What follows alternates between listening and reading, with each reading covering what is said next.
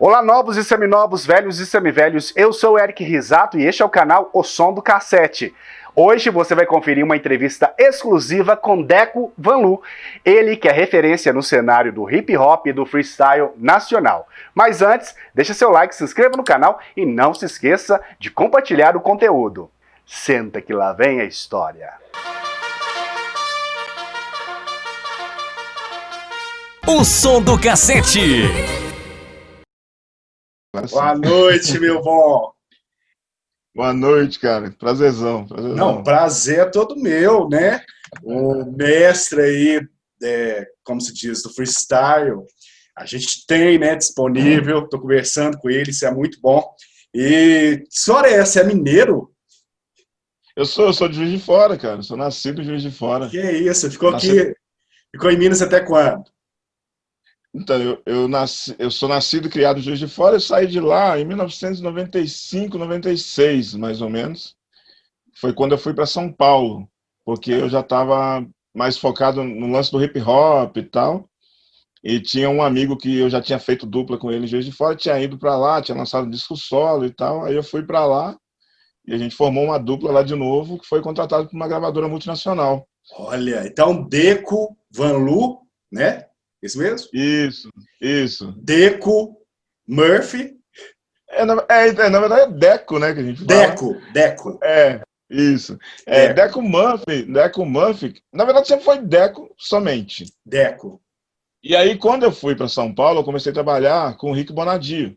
Olha! E aí ele me colocou para fazer um remix da Débora Blando, da música Unicamente, que foi tema de uma novela da Globo. Sim. E tal. E aí, quando voltou esse remix, o CD veio da fábrica, veio escrito remix por DJ Deco Murphy. Aí eu fui mostrei pra ele, falei, que é isso aqui? Ele falou assim, não, só Deco fica muito Juiz de Fora. Tem que colocar uma coisa a mais. Ah, tá certo.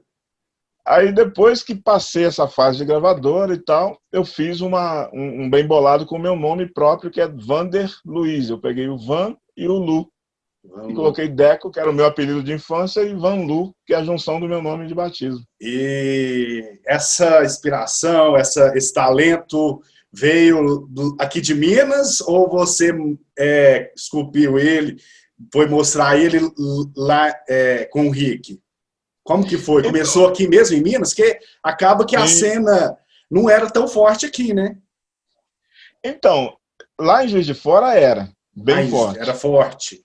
Isso. Inclusive, aquela primeira vez que o Steve B veio no Brasil, no início dos anos 90, ele fez show lá em Juiz de Fora também, no lugar onde eu tocava, onde eu era o DJ lá. Então tudo começou aqui? Sim, tudo começou aqui em Minas. Quando eu fui para São Paulo, o Rick, por exemplo, ele me recebeu, ele já conhecia trabalhos meus antes dele me conhecer pessoalmente. Então ele brincava, falava, esse mineirinho é bom, hein? Ele já tinha recebido coisas. Porque a gente pensa que aconteceu só São Paulo, né, Rio de Janeiro especialmente, e então um cara que é fortíssimo aí, continua sendo, né, no freestyle, no hip hop e nas picapes, e principalmente na produção, saiu de Minas, então.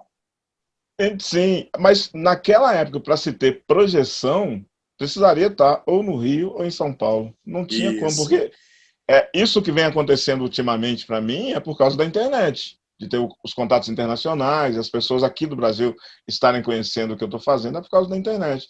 Mas lá em Juiz de Fora era complicado, porque era eu e meu irmão, na verdade, que inclusive eu estou preparando alguns vídeos que o meu irmão vai participar comigo, porque tudo começou comigo e com ele. E, na verdade, ele é que era o cara.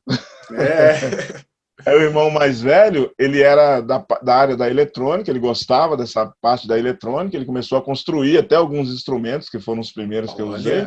Que isso. E ele, para tirar a música de ouvido, essas coisas, de recriar ali, lá naquela época, final dos anos 80, começo dos anos 90, era ele. Era muito difícil também, né? Ter acesso a essas coisas. Exatamente. E ele que ia me colocando ali, ó, você faz isso aqui e tal. Só que aí, com o passar dos anos, eu continuei e ele parou. Ele foi lá seguir a vida dele e ele parou. Isso para mim foi bom porque eu passei à frente dele, né? Com certeza. E Deco, quais foram as suas influências, assim? O que você cresceu ouvindo? O que te influenciou também a levar isso profissionalmente? Então, influências eu recebo em casa desde criança, porque a minha mãe, principalmente, minha mãe sempre foi muito musical, vamos dizer assim. Ela comprava muito disco naquela época, ela desde os Beatles, de Jackson 5, e Rick James, e Stevie Wonder, aquela turma toda da Motown, e até que no final dos anos 70 chegou o hip hop, através do Rapper's Delight. E depois o Planet Rock, e veio vindo o hip hop, que foi o que me fez me interessar pela música, porque o fato de ser uma coisa falada, você conseguia escrever uma letra ali facilmente. Isso foi que me motivou a começar a mexer com a música.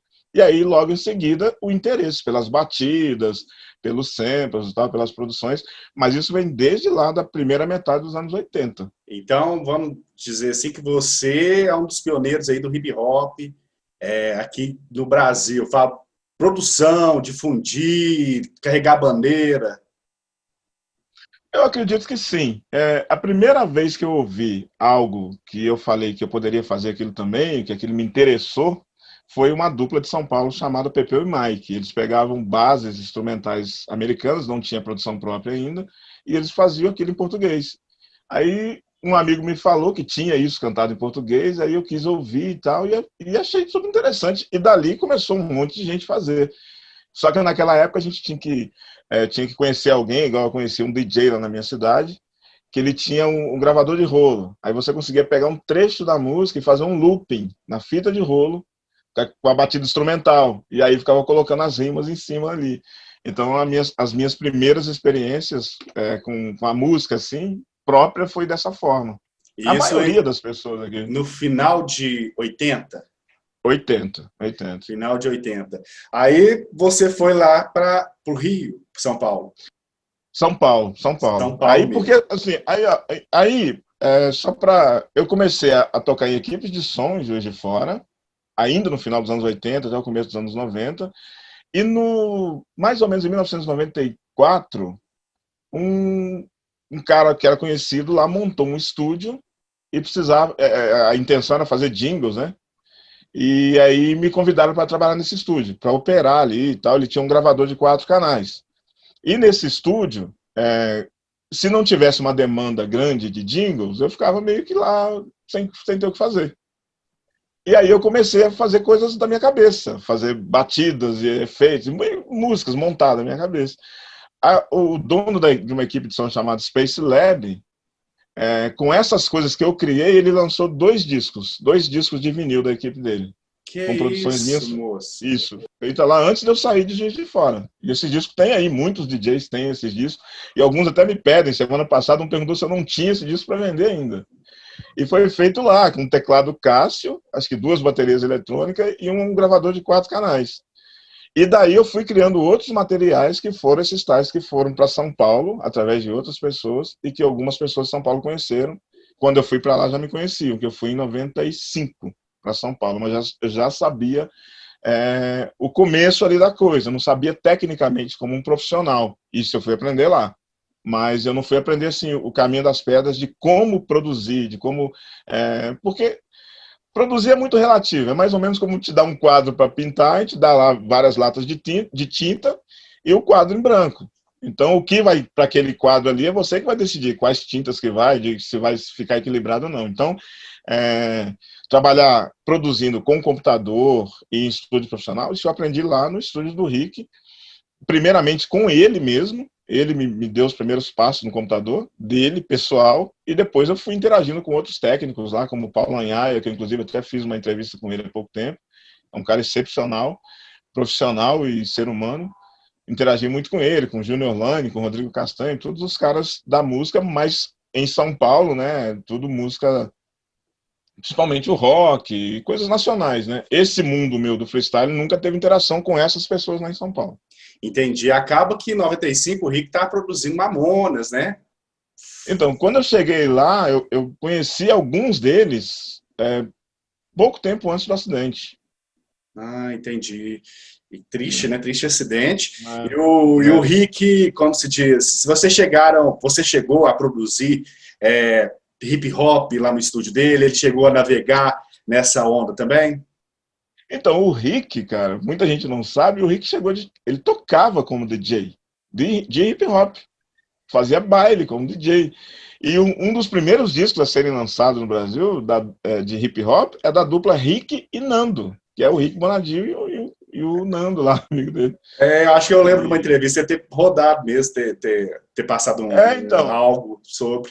E aí ele tinha um lugar lá no estúdio dele menor lá, onde ficavam algumas coisas dele guardadas, umas tralhas dele guardadas lá. Tinha um monte de disco de vinil de hip hop da primeira geração internacional. Olha. Mas era pessoal dele, então ele conhece tudo isso aí. Para ele não é nada assim de outro mundo, ele conhece tudo. Isso. Então, outra coisa, você falou sobre essa multinacional. Então, você chegou, juntamente com seu irmão, a lançar algo, então. Além desse pirata. Não foi piratinha, né? Acabou que esse primeiro, você não foi um piratinha, não? Não, foi uma equipe de som, que foram todas faixas próprias, né? Que eu remixei lá e outras que eu produzi do zero. Mas não tinha um selo, não? Tinha um selo? É o selo da equipe, como se fosse a equipe Furacão e tal. Sim, entendi. Chama-se Space Lab, só que ela não fez igual as equipes, por exemplo, do Rio. Fazia que comprava o direito de uma música internacional e lançava. Não, ele lançou todas as produções que eu fiz nessa época aí. Aí quando eu fui para São Paulo, eu acabei retomando a dupla que eu tinha em Juiz de Fora, que era com um cara chamado PMC. E esse cara já estava em contato com o Rick, já tinha apresentado as coisas que eu fazia para o Rick e tal.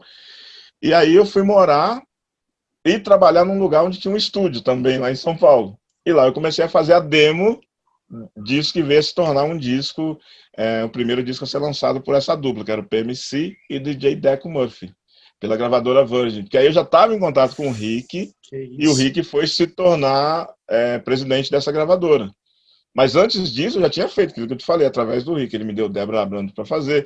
Ele que me colocou para fazer os scratches no Charlie Brown Jr., no primeiro, no segundo disco. Sim. Então, todos aqueles scratches que tem lá foi eu que fiz.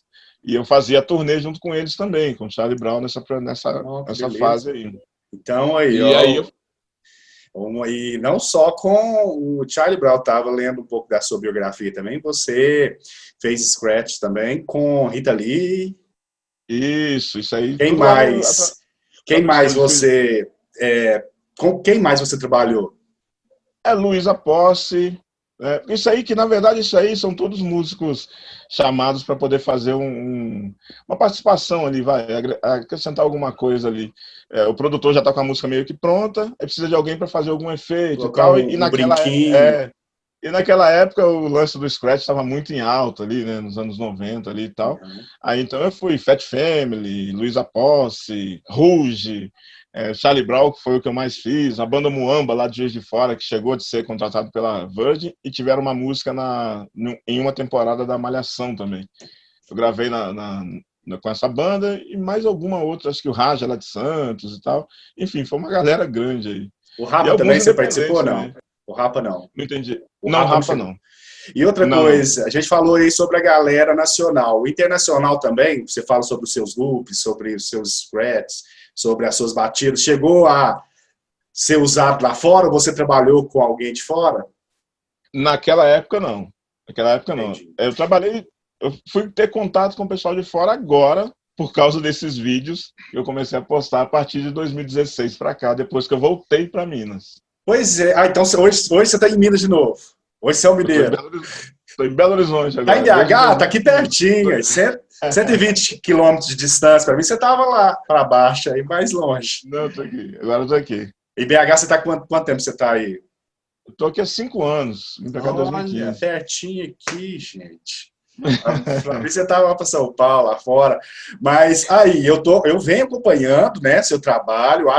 Eu também, como músico, eu também gosto, né, de Eurodance, gosto de freestyle, gosto de hip hop, gosto desse estilo de música que dá para você fazer compacto, né? E eu fico louco vendo a agilidade no teclado, as batidas, os loopings, que é difícil. E outra coisa, o seu ouvido, uma coisa é você tocar, reproduzir, outra coisa é você reproduzir idêntico.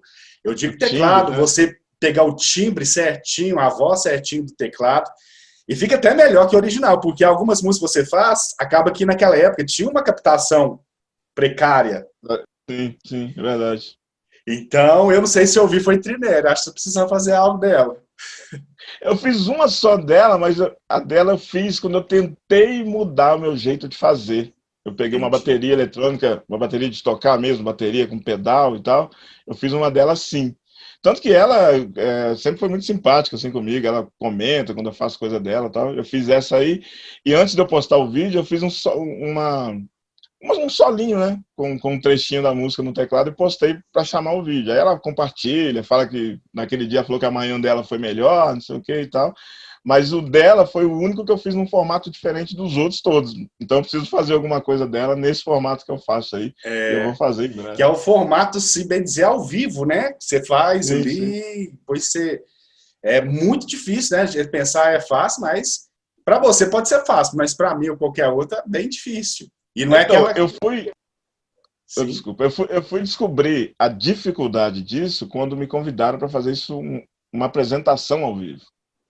Aí sim que eu fui entender a É. complexidade que era de eu levar isso para ao vivo, uma sequência de músicas, uma atrás da outra ali, fazer 45 minutos até 60 minutos, como eu fiz. Eu consegui fazer, mas eu desisti porque o trabalho que dá acaba não valendo a pena. Isso, não é. Eu faço ideia. Eu conheci foi através do Paradise que você fez. Você acho que eu também vi algumas coisas também do Steve B.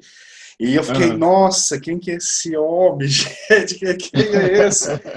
E, sinceramente, até é bom a gente bater esse papo e também divulgar, porque eu não sabia da carga, né, da bagagem que você carregava. Para mim era só um Uhum. entusiasta mesmo, gostava, assim como eu gosto, e vários outros, mas não, você trabalhou mesmo, pegou na massa mesmo, e tem seu nome na história aí do hip hop e também do freestyle aqui no Brasil.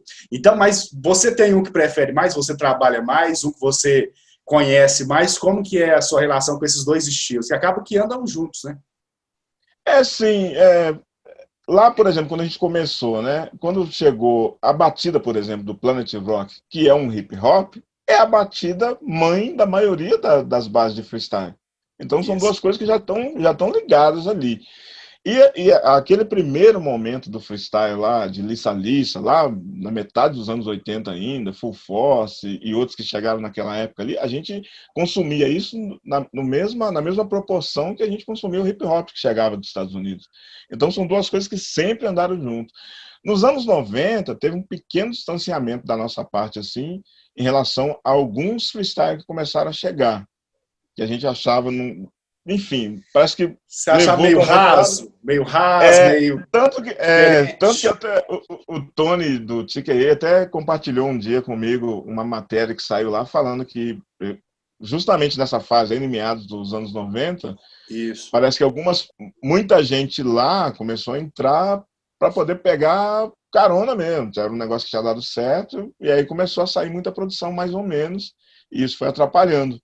Porque se uma produção mais ou menos na mão de um empresário que tem uma influência, ele consegue colocar ela na frente das outras. Isso e Então isso acaba foi.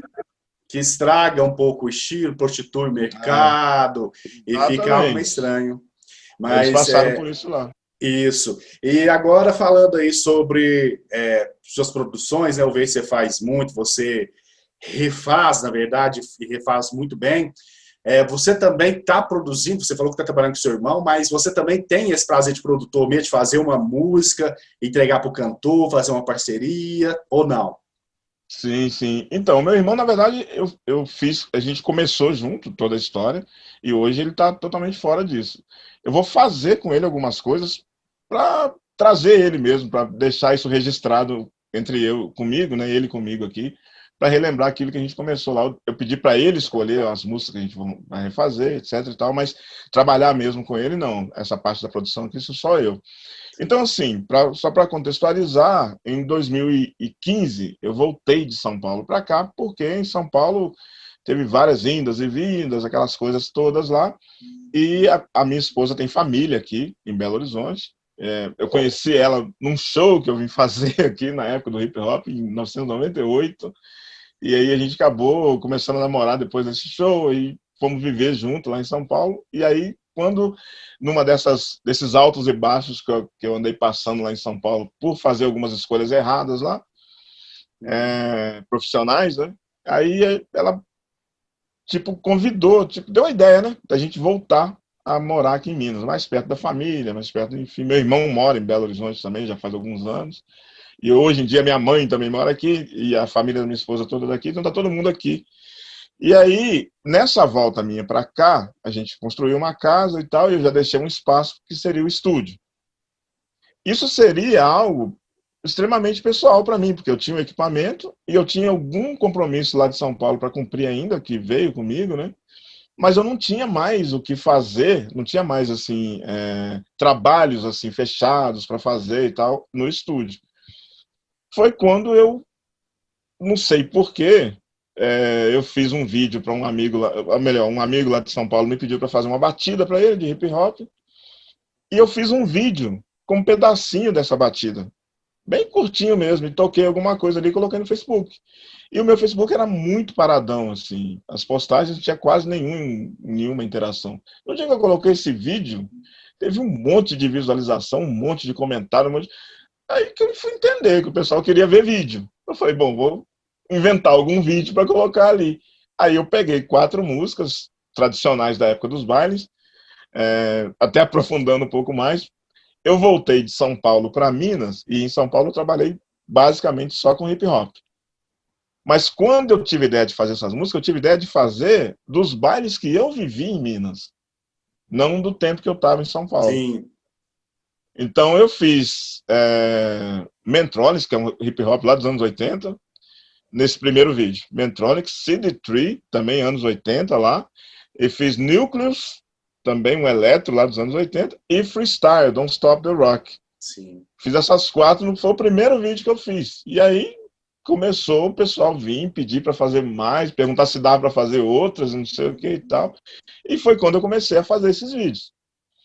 E algumas pessoas daqui do Brasil começaram a compartilhar os vídeos com o pessoal lá de fora. Eu não tinha contato com nenhum internacional no meu Facebook.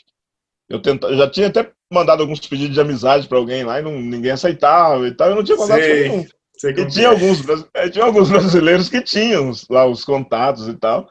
E eles começavam a compartilhar. Aí, essas pessoas que começaram a mandar solicitação de amizade para mim. Até que chegou um dia em O jogo virou. 2017 que o Stevie B... então, em 2017, eu tinha uma página grande, que inclusive acho que eles até perderam essa página para algum hacker, chamava Eternamente Funk Melody.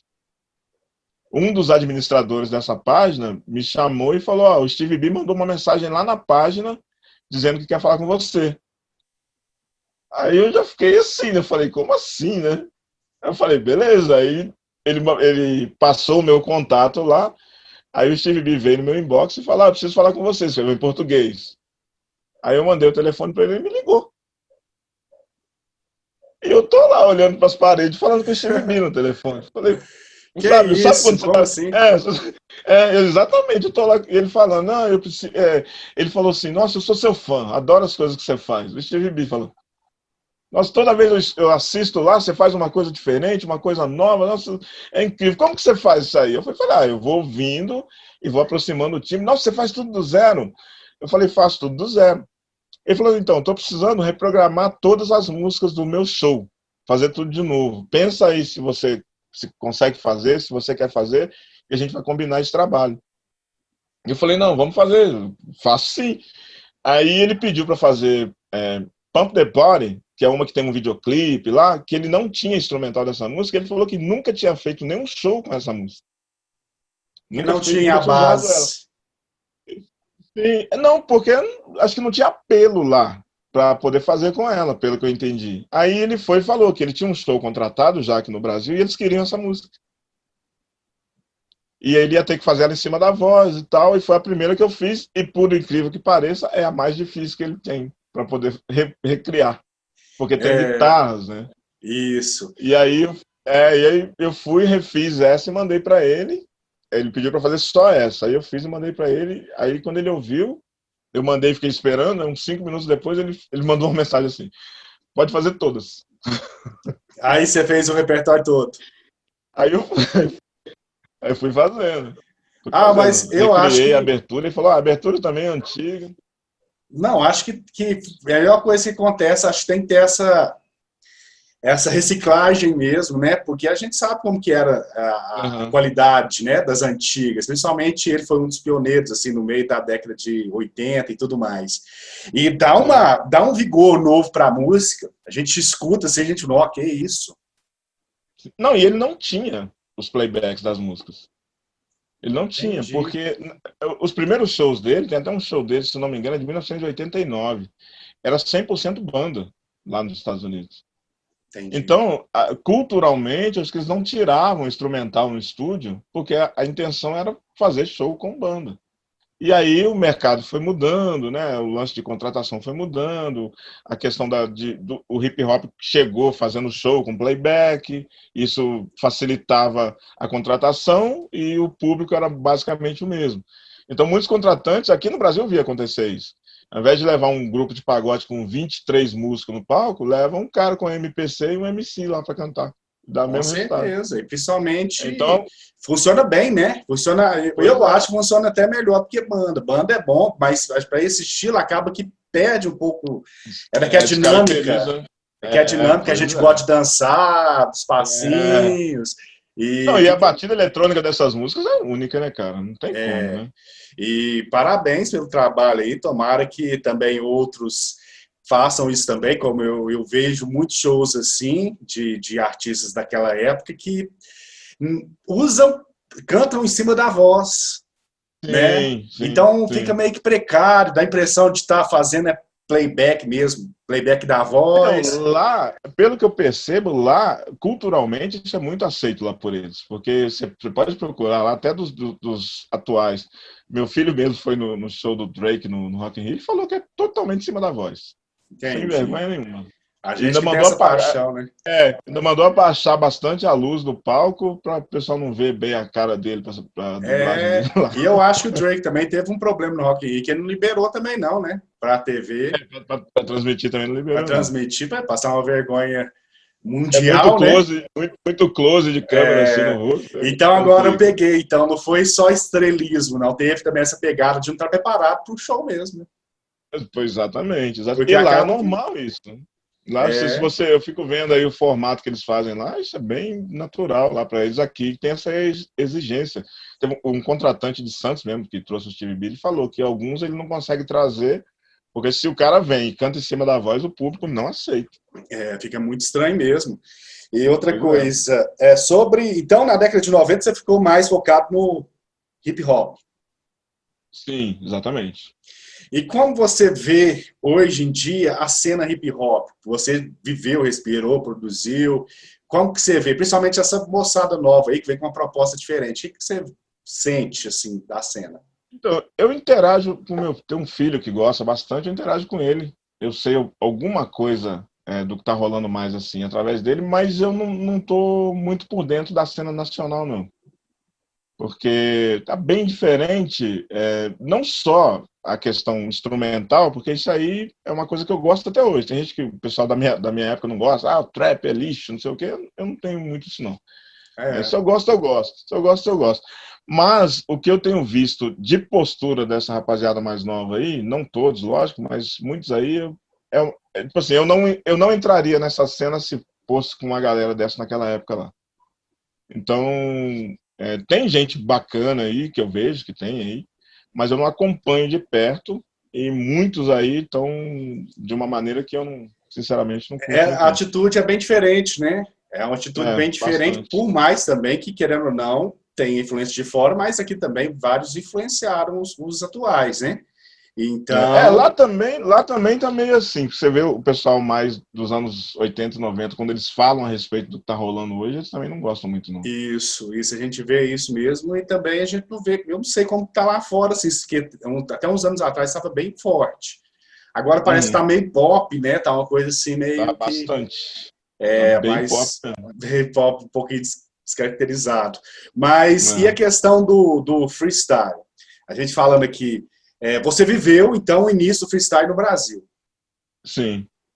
Então, sobre essa questão aí das rádios, né? E também tocar nas festas, né? Que deu uma queda. Você vê na década de 90 aqui que deu uma queda, como você disse também, pela qualidade e pelo foco, né? E hoje está um pouco mais nostálgico, né? Só quem gosta mesmo, que nem a gente, assim, que vai atrás. E querendo ou não, nossos filhos têm acesso, né? Então acaba Sim. influenciando um pouco. Mas lá fora você sabe como que tá, principalmente naquela região de Miami, Nova York, assim, tá fluindo ainda ou também tá como que? Então, parece não, lá tá mais forte do que aqui. Porque, tanto que quando o Steve B, algumas das conversas que eu tive com ele, ele falou que o freestyle estava voltando tanto lá como aqui.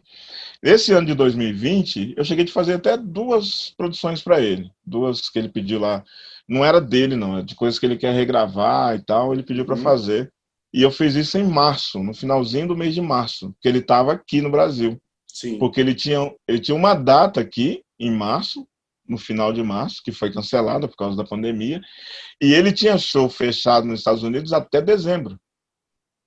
A agenda dele estava cheia até dezembro. Então, tipo assim, lá tá rolando, sabe? Tem uns pontos mais fortes. Lá eu vejo que o Texas, pelo que eles falam, é um lugar que é muito forte. E Nova York é um outro freestyle, vamos dizer assim, né? É um freestyle mais próximo do hip hop. Isso. E foi onde nasceu, né? É mais próximo. E eu tenho feito bastante coisa com o Tony, que foi o que eu conheci logo depois do Steve B. Um camarada de São Paulo, que conhecia o Tony. Esse cara morava em. O nome dele é Elvio Mion. Ele morava lá em São Luís, do Maranhão. E alguns anos atrás o TKA veio fazer show lá, junto com alguns outros artistas internacionais. E ele conseguiu pegar o contato do Tony lá, nessa vez que eles vieram, e ele ficou mantendo o contato. Depois que esse cara me conheceu aqui, ele teve algumas conversas comigo aqui pela internet e tal, ele, por conta dele, pegou os links das coisas que eu faço e mandou pro Tony. E aí o Adorou. Tony perguntou se eu não podia passar meu contato para ele e tal. Aí passou e a gente começou a trocar ideia. Isso em final de 2017 também, logo depois que eu tinha conhecido o Steve B, final de 2017. Aí ele veio, né, para falar que ele precisava fazer algumas coisas e tal. E esse início aí, ele mandou uma música voz e violão que eles criaram lá, eu fiz um arranjo, uma batida e tal. E aí a gente foi começando a fazer bastante coisa própria, inédita. E aí ele me convidou para fazer uma parceria de fazer primeiro um álbum de releituras parecidas com as que eu já fazia para um canal que eu fiz aí, que eu peguei um monte de a capela de Mariah Carey, de Whitney Houston e tal, e fiz arranjos freestyle para essas cantoras, com a voz delas. Eu tenho acho que 20 e poucas dessas Vou versões. procurar então depois. Eu vou te passar. E aí, baseando-se nisso, ele criou um projeto lá de releituras. E nesse projeto tem um sobrinho dele que trabalhava com o Puff Daddy, com o P. Diddy hoje em dia, né? Uhum. Trabalhava com ele, é um dos vocalistas. A filha dele, que já foi uma das vocalistas do projeto CC Music Factory, também Que está é nesse isso aí? projeto. O Angel Lopes, que era do Sound by Four, que é aquele que como é que chama? O KLB fez versão da música deles aqui no Brasil. Sim. A deles que fez aquela baladinha que fez sucesso aqui e tal. Aham. Esse cara foi indicado pro Grammy com essa música até lá. Ele também tá nesse projeto. Que é isso? É, Então, só a família de é, peso. E tá tudo em tem uma família galera. ali. Sim, sim. E aí o Robert Prives lá do CC Music Factory tá também assessorando a minha produção. Ele manda mensagem para mim falando, faz assim, olha isso. Que Olha, isso, man. vai ver se pode uma coisa dessa. Não, mas você merece isso tudo mesmo. E vale lembrar que é algo profissional, né? Que não foi de graça. É um Verdade. trabalho, é uma bagagem, um Verdade. profissionalismo que eu tenho certeza que dificilmente você vai encontrar lá fora. Então, eu acho que já estão tudo assim, eu vou pegar o Deco aqui, porque o cara fraga mesmo, faz por amor. E outra coisa, você não como se diz, não saiu, né? Ou seja, você mantém tudo aqui que você, toda a bagagem tanto do hip hop, tanto do freestyle, e acaba dando até uma melhorada, né? Que eu acho que tem que Cara, ter também essa evolução, porque senão a gente fica escutando certas coisas, digo assim, certas produções, tem que dar uma melhorada, tem que abrir o som, tem que dar uma melhorada nos graves, até mesmo os alto-falantes, os players de hoje em dia tem que dar uma adequada. Sim, o NV, que é daqueles projetos lá do Tony Garcia, ele veio no Baile dos Sonhos, aquele que teve no Rio em 2019. E o Steve B veio com a galera toda, e eu fui lá, que o Tony me convidou e tal, né? Eu acompanhei eles tanto no Rio quanto em Volta Redonda. E no dia de voltar para casa, na segunda-feira, eu passei lá com eles o tempo todo, aí a maioria tinha ido embora, porque os voos foram em horários diferentes, né? Uhum. Alguns tiveram que ir de madrugada, o TKA foi de madrugada, o Index foi de madrugada embora. Aí tinha ficado a Niásia, como a gente fala aqui no Brasil, né? É isso, né? E o NV tinha ficado no hotel. Aí eu desci com a minha esposa, a gente ia tomar café e ia embora. Ia chamar um carro lá pra gente ir pra voltar pra casa, né? Pra cá. E aí ficamos conversando ali no restaurante lá do hotel de manhã e tal. Eu sei que essa conversa começou ali umas 9 da manhã, foi até 1 da tarde. Que isso! E eles também, assim que nem você, que nem eu, ama mesmo ou faz só pelo dinheiro? Ah, eles gostam mesmo. Tanto que o NV, isso mesmo? Sim. Tanto que ele foi, só para poder contextualizar isso que você estava falando, o NV falou, que eu falei para ele, né, que eu vim do hip hop. Mas eu sempre gostei do freestyle também, mas eu vim do hip hop. Ele falou que os principais produtores de freestyle americano vieram no hip hop. Então já tem essa... a questão da batida favorecia os caras para poder, principalmente o hip hop de Nova York, que é um negócio lá é mais breakbeat mesmo, a batida é outra pegada. Né?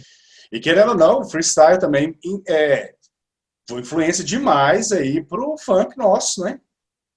Com certeza. Não total. Até mesmo as batidas, a proposta da década de 90 também, que veio muita coisa boa também, nacional, né? Foi na década de 90, né? Essa questão do freestyle também, de ser algumas... latino surfou na onda, You Can Dance, até Xuxa mesmo, vários aí. Foi na década de 90, né? Você sabe falar quem foi o primeiro que se aventurou assim? Então, fala assim, um freestyle make funk, um funk make freestyle, funk melody. Não dá para falar exatamente quem, porque, tipo assim, começou o primeiro nacional nessa praia que eu me lembro, foram uns Funk Brasil lá do Marlboro. Então, no Funk Brasil, no 2, já teve uma versão de Just Another Lover, do Ray Graham, que o Humberto Martins cantou. Então, ali seria, nessa praia, talvez o primeiro. E o latino já foi com o Marlboro também, né? Então, o Marlboro que falou, esse aqui vai brilhar. Então, ele que falou, vamos fazer o nosso, né? Porque tinha um lance lá do Cidinho Cambalhota, que era o cara que fazia essa ponte lá com Rede Globo, com Som Livre, e etc e tal. E o Marlboro já estava começando um projeto com ele, que eu acho que era o Funk Brasil. Só que o Cidinho Cambalhota infelizmente, foi assassinado nesse meio termo aí. O Marlboro já estava, então ele continuou lá e mandou para frente. Na década de 90, o Marlboro, e não só o Marlboro, né? Os artistas também de freestyle, como Steve B, Corel, Trineri mesmo e vários outros, tinha o Brasil como a segunda terra também, né? Segundo lar. Sim. Tanto é que o Spotlight, não sei se você chegou a fazer algo com essa gravadora, ela era forte, né? Ela, como se diz, ela levantou o Steve B. É verdade. Lançou bastante coisa Spotlight aqui. O Corel saiu pela Spotlight no Brasil, né? O segundo, eu acho que foi lançado só aqui. Uma produção parece que até, não sei se brasileira, tinha que pesquisar mais, mas aí você vê o Steve B vivia aqui, teve a produção também, a Spotlight parece que teve um lançado, né? Teve com o Marlboro também, que foi a Running Back. Qual foi que o Marlboro, a primeira? Não, produção do Steve B, acho que o Marlboro nunca fez, não. Nunca, não fez uma, não fez nada? Que eu saiba, não. Eu acho que não. Nem remix, senão que eu fui ser com o Cristóvão. No remix pode ser, mas produção que eu saiba, não. Quem fez produção? Quem fez produção pro Steve B brasileiro foi o Map Style. Só que o Map mais pra cá, né? Um pouco mais pra cá. Depois de Spring Love, depois dessas coisas aí. Mais anos... Né? no início, assim, que foi muito forte no Brasil, né? Tanto é que teve destaque, a gente teve essa gravadora, querendo ou não, ajudou muito, né? E você tem outro selo, assim, que você pode destacar. Furacão 2000 também foi importante também, né? Selo específico para isso, eu acho que não teve, não. Teve, tipo assim, saiu pela Som Livre, saiu pela Polygram na época, né? Tanto que os Funk Brasil saíram pela Polygram. Aí depois teve um selo do Marlboro mesmo, chamado Afegão lá, que lançou um monte de nacional aí e tal. Mas específico para isso não teve, não. Isso, mas acabava muito forte. E outra coisa, você enxerga, assim, a volta do freestyle pro mainstream, que você acha que vai ser o povo, assim, da velha guarda, revivendo, ou dá para pegar um público novo? O que você acha? Então, aqui no Brasil, eu sinceramente não acredito muito, não. Por causa de como tá a música no Brasil hoje em dia, né? O que seria o freestyle, o Miami Bass, virou o que é o funk aí que está aí hoje. Então, eu acho meio complicado. Lá, o que está acontecendo, eu estou meio que andando às escuras, para te falar a verdade, que eu estou produzindo bastante coisa para lá, e a direção é 100% deles lá, 100% do Tony. E ele está fazendo visando o mercado lá.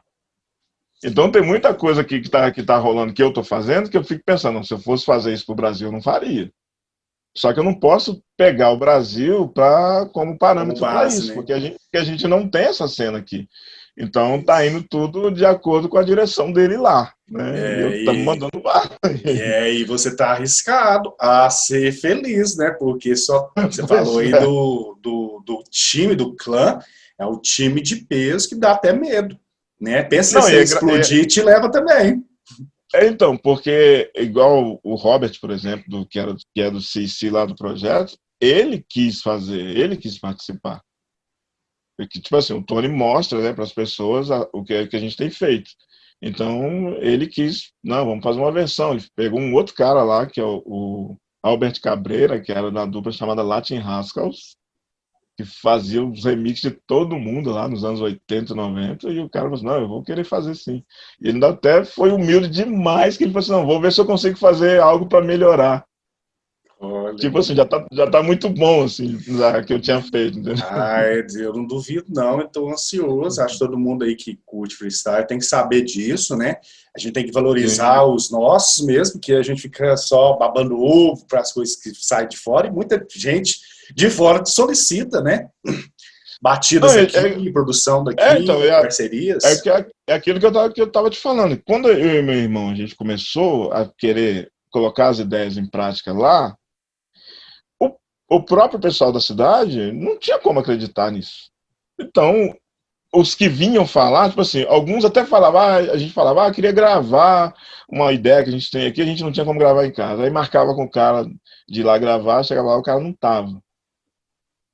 Porque ele não queria que fizesse, entendeu? É, E alguns chegaram a falar, alguns falou até pessoalmente mesmo, falou assim, não, mas é, em outras palavras, para poder deixar assim, fazer isso aí é pagar mico. entendi. Não vai Porque, tipo assim, rolar e tudo mais. porque como eu tava ali, na cabeça das pessoas ficava assim, se fosse bom mesmo, ele ia estar ou no Rio ou em São Paulo. Ele ia estar Isso. aqui. E outra coisa, a gente pensa muito no regional, né? No que está debaixo do nosso nariz. Exatamente. Como você Exatamente. fez aí os seus vídeos sem pretensão nenhuma. Pode ser se você tivesse Exatamente. pretensão de atingir sua vizinhança, seus amigos, não ia ter esse boom que teve os seus vídeos e também o seu Exatamente. canal, que é bom a gente falar sobre o seu canal também, quem gosta de freestyle, ou quem não conhece, ou quem conhece pouco, porque acaba que a gente que é muito tarado, né? Então a gente escuta, gosta, e é um som que é bom pra gente, a gente gosta. Tem gente que conhece só Steve B, conhece Sim. só Noel. esses assim mais mainstream. E tem muita coisa boa, né? Que vale a pena você tirar um tempo. Que a gente não nasce com Sim. freestyle na cabeça e no coração. É uma coisa que você vai. E cada dia você conhece algo novo. Por mais que a produção deu uma caída, tem uma coisa nova que você escuta, tem uma batida Sim. nova, tem uma voz nova, uma composição nova, né? Então, é isso. O canal tá bombando, né? Fala um pouco aí sobre o canal. Então, na verdade, cara, eu dei uma bobeira com o meu canal, porque eu fui sair o recesso lá no final do ano, aí viajei com a família e tal, e depois que eu voltei, no início de janeiro, eu não postei mais nada no canal. Eu fiquei até o começo de agosto, fiquei 8 meses sem postar nada. E para o YouTube isso é um crime, né? Você meio que Não, abandonou o canal. Então agora eu voltei a postar no dia 1º de agosto agora e o alcance deu uma diminuída por causa disso, porque os inscritos não estão recebendo as notificações porque eu fiquei muito tempo sem postar. Então eu estou meio que ali começando de novo e tal. Mas o pessoal que acompanha assiduamente mesmo, principalmente pelo Facebook, que é onde está dando mais visualizações ultimamente, o pessoal já fica lá esperando, graças a Deus, né? e você que faz tudo, você que edita seus vídeos, você que grava, faz a captura do áudio, mistura com vídeo. Tudo, faço tudo aqui. Você faz tudo mesmo, man? Que isso? Para mim tinha um assessor, alguém assim. Não tem E não. começou despretensioso. Eu dei uma olhadinha lá, não tem. Tem uns 40, tem mais vídeos. Ah, tem mais. Tem Não, mais? não, que na verdade, assim, tem vídeo que eu chego de fazer até 5 músicas em um vídeo. Então, eu acho que já passou de 100 músicas. Só Sim, que a quantidade, entendeu? Tem vídeo que tem 3 músicas, tem vídeo que tem 4 músicas, tem vídeo que tem até 5. Mas isso. já são mais de 100 recriações, assim. E o canal é bom que serve para quem gosta de freestyle, quem que quer se aventurar na produção, também ver um outro ângulo, quem que gosta mesmo de picapes, quem gosta de teclado, e quem gosta de batidas, né? Eu acho que é uma aula que você tem ali, eu acho que você poderia até abrir um EAD, um curso mesmo. Falar nisso, não tem não nenhum curso, não? Eu tenho um que, na verdade, é porque o que está acontecendo é assim, as pessoas querem um curso, me pedem um curso para fazer o que eu faço. Só que elas não querem estudar teclado. É, E aí eu não consegui fazer essa mágica funcionar ainda. pois Fazer se é, tocar sem estudar.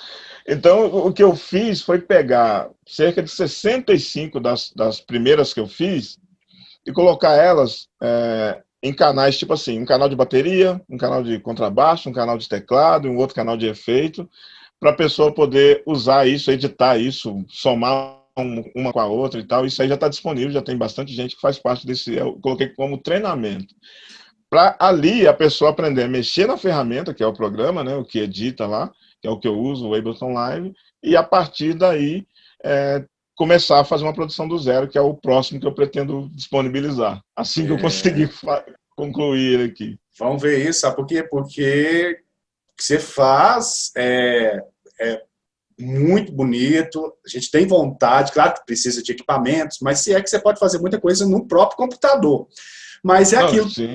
principalmente para você compor, muita gente deve querer compor, principalmente o povo mais jovem, que agora está na moda também fazer sua própria música, precisa ter essa base musical, precisa saber o que é um dó, o que é um ré, Pois cantar é, junto e fazer uma melodia massa.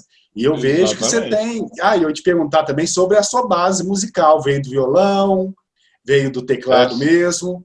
sempre teclado, mas eu até 2006 eu nunca tinha estudado, mas eu já tinha produzido acho que uns 5, 6 discos Mas de e a hip hop. questão de ouvido era perfeito. Exatamente, eu nunca tinha estudado. Mas tinha lá muitas limitações. Se eu tivesse que fazer o que eu estou fazendo hoje, principalmente para esses internacionais aí, sem ter estudado, aí a coisa fica bem limitada, bem complicada. Porque tem coisas que eu estou recebendo de lá que têm sido desafiadoras para mim, para eu poder destrinchar aqui. E sem ter estudado. E esse lance de eu ter estudado foi o seguinte, outra história. Em 2006, um amigo que eu conheci que tinha sido lançado pela EMI também, que é um lance de raga que o cara faz, que é bem legal. A voz dele era muito Massa. legal. Toaster Edge. Era muito legal o som dele e tal. E eu cheguei de trabalhar junto. Esse cara foi convidado para poder ir para a França em 2006 para poder fazer uma espécie de um intercâmbio de uma semana com jovens franceses. Então precisava de um raga, de um rapper, masculino, de uma rapper feminina, de uma instrumentista, de um produtor e de uma dançarina. E eu fui como produtor. Então, fiquei uma semana lá em Paris interagindo com a rapaziada de lá. Que beleza. No lance de produção, assim e tal. E essa instrumentista que foi a Mara Nascimento, a irmã do Robson Nascimento, lá, uma família gospel lá de São Paulo, e eles tinham escolas de música lá em São Paulo. E aí ela me ofereceu uma bolsa para estudar piano quando eu voltei. Olha. Então eu fui estudar lá e a partir de 2006, só que eu comecei a estudar. Entendi. E aí eu nem me aprofundei, não fiquei muito tempo, eu estudei lá durante um pouco tempo só, não foi muito tempo não, alguns meses eu estudei lá, mas já me deu a base de tudo. E o restante eu fui desenvolvendo, através de cursos online mesmo, eu fui desenvolvendo, mas já sabendo a base que eu peguei lá no Espaço Musical Mara Nascimento, lá em São Paulo. Fino. Bom conhecer então, galera. Você querendo então aprender, né? Estudar, na verdade. E me fala aqui, Deco, você falou que foi para a França. Seu trabalho te levou para onde mais? Fora do Brasil foi só a França. Aqui no Brasil, deixa eu ver, São Paulo, Rio de Janeiro, Curitiba, Londrina, Lages, São Bento do Sul, Florianópolis, Criciúma, Blumenau, Porto Alegre, Salvador, esse que eu me lembro agora. Você tem que vir cá na minha roça, em Divinópolis. Vamos que vamos.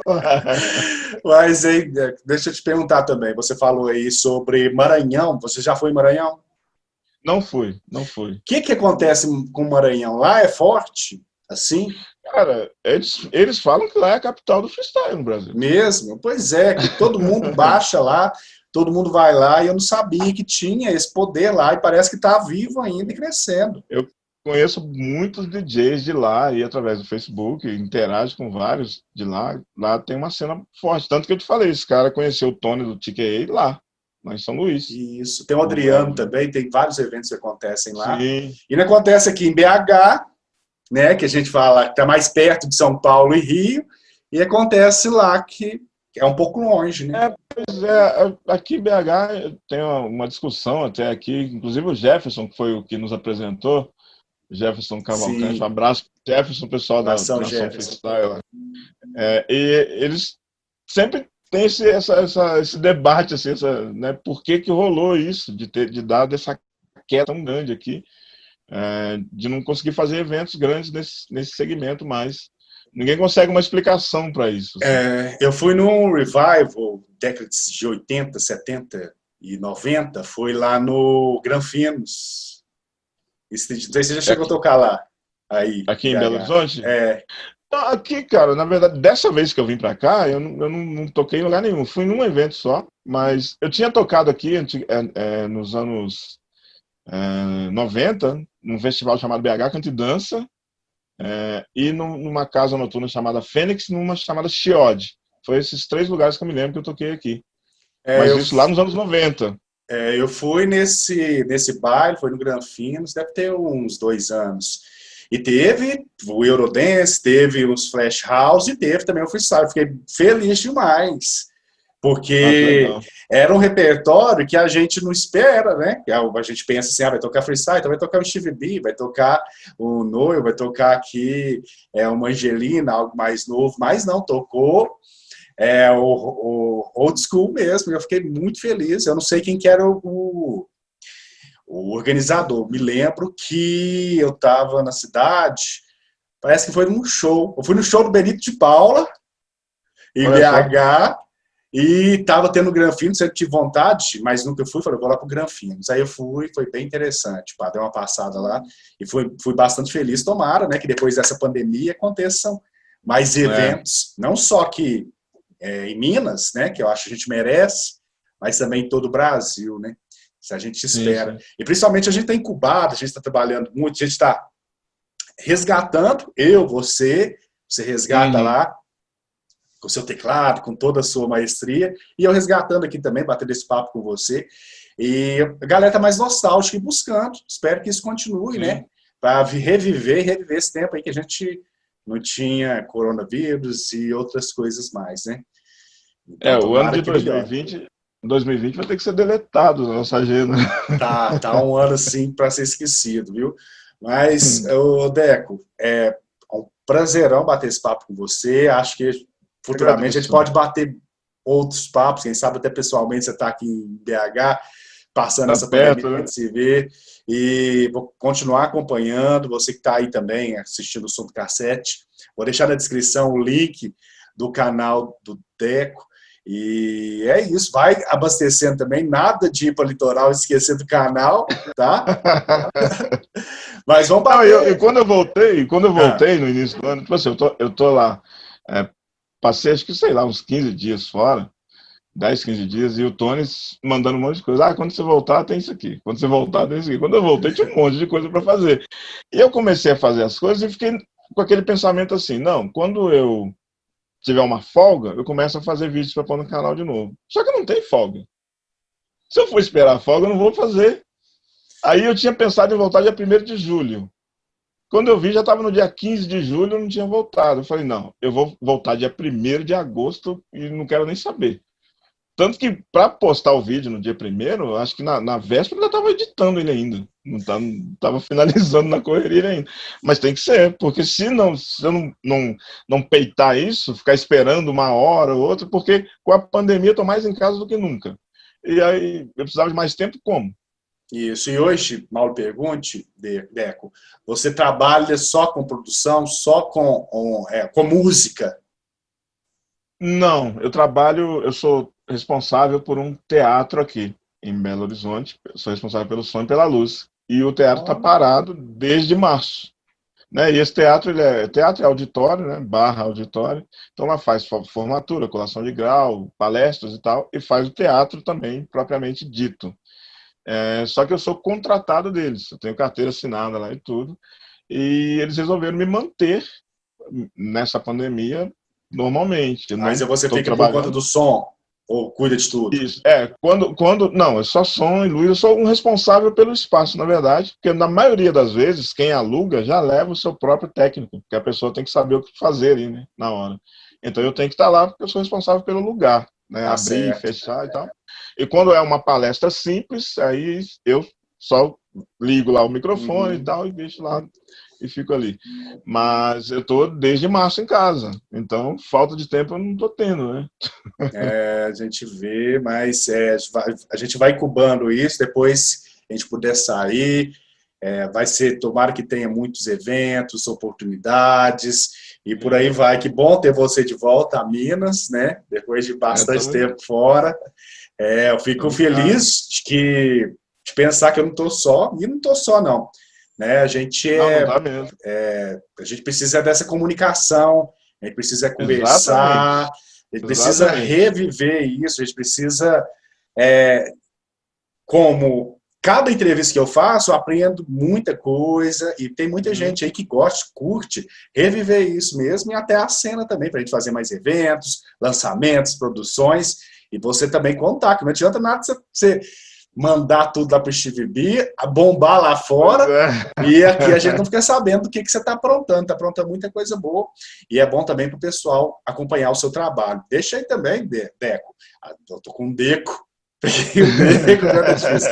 Mas, Deco, deixa as suas redes sociais, convida aí o pessoal para estar interagindo também, fale um pouco do seu trabalho. Sim, minha página no Facebook todos com meu nome mesmo, é Deco Van Lu, com W, né, Van Lu, no Facebook. O Instagram é deco.vanlu e o YouTube é Deco Van Lu Referência. Esse referência é engraçado, porque eu fui criar um canal e eu não sabia exatamente se eu colocaria só meu nome e tal. E lá em São Paulo, principalmente, eles têm mania, né? O pessoal do hip hop, mais da geração um pouco depois da minha, viviam falando para mim, você é referência, você é referência, você é referência. Aí eu peguei a palavra, coloquei ela em referência e coloquei o nome do canal. Não, É porque, na mas verdade, todo mundo precisa de um ponto, né, de referência, né? não, e você é mesmo, e você está vivo trabalhando com isso e mostrando, né? Não adianta também fazer isso no estúdio e deixar lá. Bom que a gente Pois é. não é assim, ou parecido, né, que eles faziam. Eu acho que você faz até melhor, não puxando a sardinha, mas a gente Era escuta. outro. Então, o formato que eles faziam lá, eu cheguei até de trabalhar com isso, você precisava ter um sequencer. E, por exemplo, se eu uso no meu programa aqui, né, uma multipista, eu coloco um sintetizador em cada canal do programa, e na minha controladora eu vou colocando. Canal 1 eu sei qual teclado que está, canal 2 eu sei qual teclado que está. Lá eu precisava ter um teclado para cada timbre. E um sequência juntava tudo isso. Então, e gravava ao vivo mesmo ou gravava por pista? Gravava por pista. Mas se você vê, até alguns que mantêm uns estúdios meio vintage hoje aí, os caras têm pilhas de sintetizadores. Porque cada um vai estar fazendo uma coisa e dispara todo mundo junto. Eu cheguei a fazer isso lá no estúdio do Rick e envio isso através da mesa de som para aqueles gravadores de rolo lá, com aquelas fitas enormes de rolo lá, né? Gravava ou em 24 então canais. Tocava tudo de uma vez, você ia só regulando aqui. Isso. E aí tem o lance de pilotar a mesa, como eles falam lá, né? Que as primeiras mesas você tinha que fazer aquilo manualmente. Tipo, uma parte aqui que você quer menos volume, você tem que ir na mão, marcar ali, anotar. E aí, tanto que as mesas, mais recentemente, são automáticas, né? O cara grava essa automação e quando a mixagem está rolando, a mesa de som vai movendo os faders sozinhos ali, né? Mas naquela época ela não, era tudo na raça. Trabalhoso demais, e agora com o laptop, assim, a gente já consegue fazer. E não pode parar, não. Agora que tá fácil, aí tem que fazer mesmo. Mas, Deco, muito obrigado por esse bate-papo, tá? Foi um prazer imenso. Espero que seja o primeiro de muitos, que a gente tem muita coisa para falar. Eu não, né? Você, né? Eu tenho só que ouvir. Você também. E canalizar. Achei muito legal o seu canal. Eu vi por acaso no dia do Noel, que estava todo mundo falando, né? A respeito, eu cheguei até de publicar no meu Facebook, ele tinha sofrido acidente e tal, aí apareceu para mim uma notificação do seu canal. Aí que eu fui conhecer o canal e vi lá outras entrevistas que você fez. Eu vi você falando da Sonic. Pode ser que olhe alguma coisa aqui. Começou a conversa lá já. Entre o Tony. Que maravilha! Não, essa mulher, ela revolucionou, tem um vozona, né? Cantou também demais. E tomara, né? Tomara que role algo também. Tomara também que você também consiga me ajudar também com esse povo aí da High Society. Não, vamos que vamos. Vamos, e outra coisa. Pode falar. O Tony já falou lá, daqui 2 semanas pode chamar ele. O Tony é o sonho, eu até sonho com ele, sonho com esse povo tudo. Mas é isso, é um trabalho difícil, principalmente freestyle, porque não tem muita memória. O que a gente está fazendo isso é esse arquivo, vou te entrevistando, e nada mais, nada menos do que isso. Então, eles, né, os fodões, os que colaboraram, eles têm que ajudar, porque a gente precisa fazer esse trabalho a partir de agora, porque se você for buscar na internet, ou é notícia falsa, ou é informação falsa, ou não tem informação nenhuma. Né?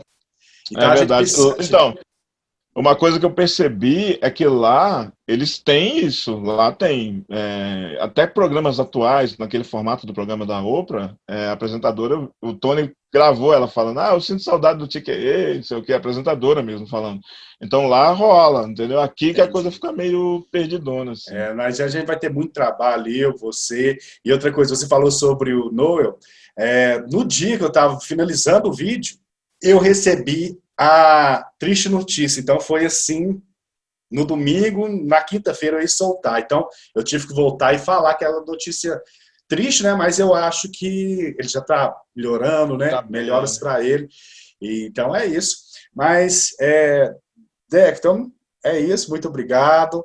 Tá? Eu agradeço. Até a Parabéns próxima. pelo canal, continua firme aí. E continua firme também, tá? Vai pro litoral, mas deixa gravado aí algo. E o dia que eu for pro BH, depois que acabando essa pandemia, eu quero te conhecer pessoalmente também, pra gente bater um papo, tomar uma cervejinha. E abraço também pro pessoal lá do grupo, né? O Jefferson, a galera que faz Valmir, acontecer. todo mundo lá. Isso. Jefferson, Valmir, Nação Freestyle, tamo junto. É isso. Deco, então, muito obrigado. Obrigado por esse tempo. Obrigado. E sucesso. Forte abraço. Falou? Valeu, cara. Obrigado. Sucesso para você também. Então é isso, se você gostou do conteúdo, deixa seu like, se inscreva no canal e acione as notificações, compartilha também esse conteúdo. Apoie o Som do Cassete, chama aquele amigo seu que gosta de uma nostalgia para fazer parte também dos inscritos do O Som do Cassete. E eu fico por aqui, até o próximo vídeo do canal O Som do Cassete.